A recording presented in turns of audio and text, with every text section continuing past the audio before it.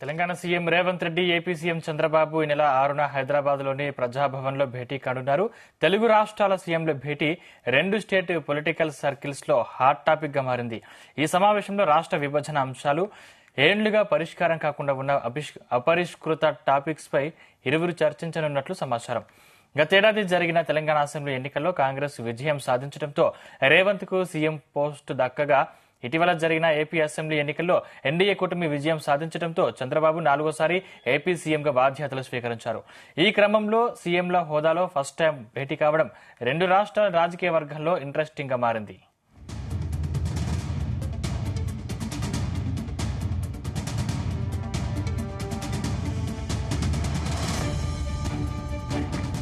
Telangana CM Revanth రెడ్డికి AP CM Chandrababu లేఖ రాశారు. రాష్ట్ర విభజన సమస్యలపై చర్చిద్దామని, ముఖాముఖి భేటీతోనే సమస్యలు పరిష్కారం అవుతాయని, రాష్ట్ర విభజన జరిగి 10 ఏళ్లైనా కొన్ని సమస్యలు అలాగే ఉన్నాయని లేఖలో చంద్రబాబు గుర్తు చేశారు. ఇందుకోసం ఈ నెల 6వ తేదీన ఫేస్ టు ఫేస్ భేటీ అయ్యి ఈ అంశాలపై చర్చిద్దామని రేవంత్ రెడ్డిని చంద్రబాబు కోరారు.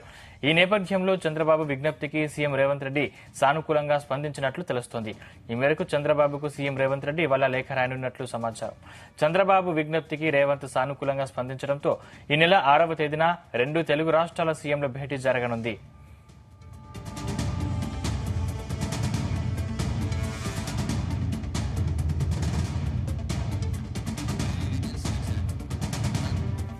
ఇదే అంశానికి సంబంధించిన మరింత పూర్తి సమాచారం మా ప్రతినిధి శ్రీచరణ్ అందిస్తారు. శ్రీచరణ్.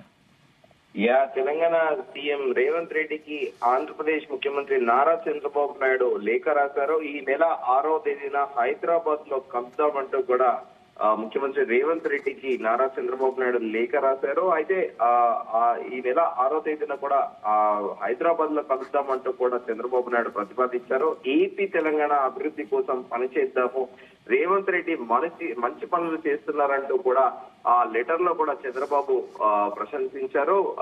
చంద్రబాబు నాయుడు ముఖ్యమంత్రి రేవంత్ రెడ్డిని.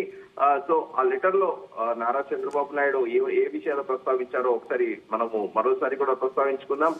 I extend my heartfelt congratulations on the remarkable work you have undertaken as the Chief Minister of Telangana. Your dedication and leadership have significantly contributed to the progress and development of Telangana.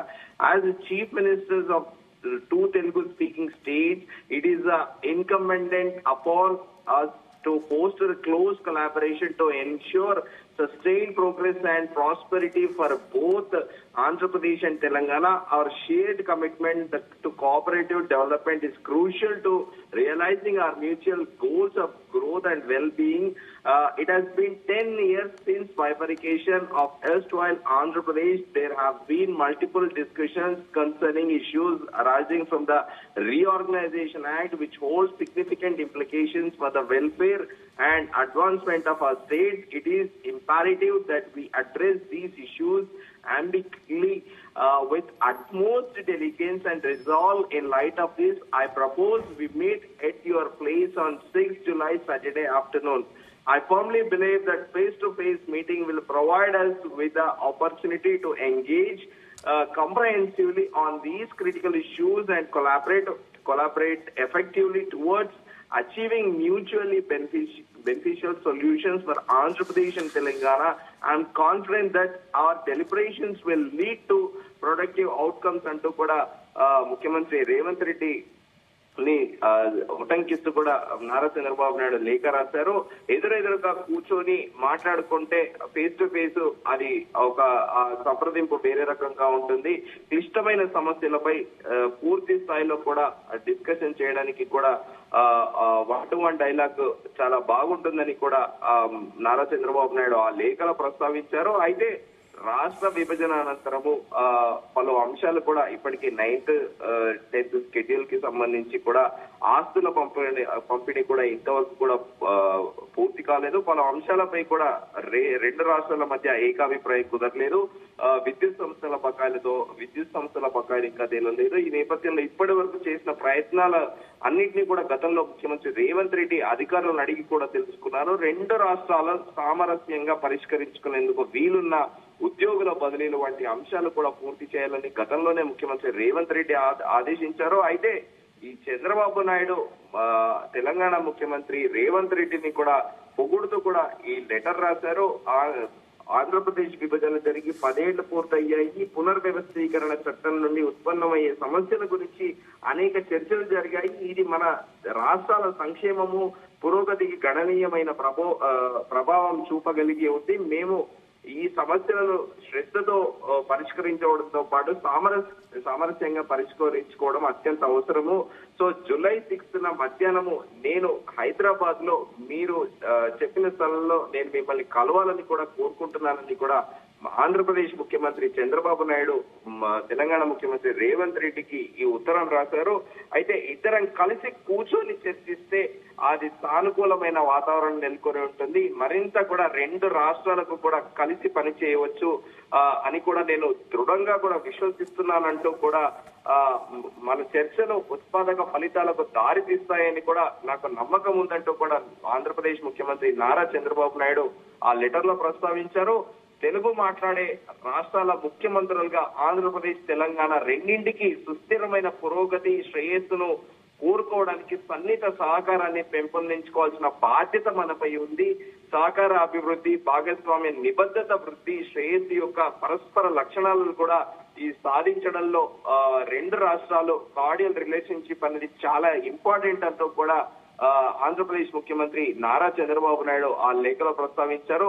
Telangana ముఖ్యమంత్రిగా మీరు చేపట్టిన పనులకు నా హృదయపూర్వక అభినందనలు తెలియజేస్తున్నాను. మీ అంకిత భావము, నాయకత్వము తెలంగాణ ప్రగతికి, అభివృద్ధికి గణనీయంగా కూడా తోడ్పడబోతున్నాయి భవిష్యత్తులో అంటూ కూడా నారా చంద్రబాబు నాయుడు తెలంగాణ ముఖ్యమంత్రి రేవంత్ రెడ్డిని పొగుడుతూ కూడా లేఖ రాశారు. ప్రస్తుతం మనము ముందుగా అనుకున్నట్టు ఈ 9th షెడ్యూల్ తో పాటు ఉమ్మడి ఆంధ్రప్రదేశ్ లో ఉన్నప్పుడు హైదరాబాద్ రాజధానిలో అసెట్స్ కానీ, ప్రాపర్టీస్ కానీ వీటన్నిటికి సంబంధించి కూడా ప్రస్తుతం ఇంకా పెండింగ్ లోనే ఉన్నాయి. అవేవి కూడా ప్రాబ్లమ్స్ అనేది ఇష్యూస్ ఇంకా సాల్వ్ కాలేదు. అయితే పునర్విభజన చట్ట ప్రకారము ఉమ్మడి రాజధానిగా ఉన్న హైదరాబాద్ మొన్న June 2 తోని కామన్ క్యాపిటల్ బైఫరికే 10 సంవత్సరాల పాటే కామన్ క్యాపిటల్ ఉంది. కానీ మొన్న June 2 తోని కూడా కంప్లీట్ గా తెలంగాణ కంట్రోల్లోనే హైదరాబాద్ వచ్చేసింది. అయితే ఈ 10 ఏళ్ల కాలానికి ఏపీకి కేటాయించిన లేక్ వ్యూ గెస్ట్ హౌస్ వంటి భవనాలు కూడా మొన్న June 2 తర్వాత రాష్ట్ర ఆధీనంలోకి తీసుకోవాలని అప్పటికే ముఖ్యమంత్రి రేవంత్ రెడ్డి కూడా అధికారులను ఆదేశించారు. పునర్విభజన చట్ట ప్రకారము పెండింగ్ లో ఉన్న అంశాలు ఇప్పటి వరకు కూడా రెండు రాష్ట్రాల మధ్య ఏకాభిప్రాయం కుదరకపోవడంతో పంపిణీ గతంలో కూడా కేసీఆర్ ముఖ్యమంత్రిగా ఉన్నప్పుడు ఏవైనా ఏకాభిప్రాయంతో పంపిణీ చేసుకున్న వివరాలపైన కూడా ఉమ్మడి రాష్ట్రాలకు సంబంధించిన ఆస్తులు కానీ, అసెట్స్ గురించి కానీ దానిపైన కూడా ఒక కంప్రహెన్సివ్ రిపోర్ట్ ఇవ్వాలని కూడా ముఖ్యమంత్రి రేవంత్ రెడ్డి అధికారులను ఆదేశించారు. అయితే పునర్విభజన చట్టంలో పెండింగ్ ఉన్న అంశాలతో పాటు ఏపీతో పీఠముడిగా ఉన్న అంశాలపైన కూడా ముఖ్యమంత్రి రేవంత్ రెడ్డి ప్రత్యేకంగా ఫోకస్ పెట్టారు. సో ఇక ఇప్పుడు వీళ్ళిద్దరూ కలవడం కూడా రెండు రాష్ట్రాలతో పాటు దేశవ్యాప్తంగా కూడా ఒక చర్చ నడుస్తా ఉంది. వీరిద్దరు రెండు రాష్ట్రాల ప్రయోజనాల కోసమే కలుస్తున్నారా లేకపోతే ఏంటి అనేది కూడా ఒక క్వశ్చన్ మార్క్ గా ఉంది. Sandeep, right, thank you Sricharan.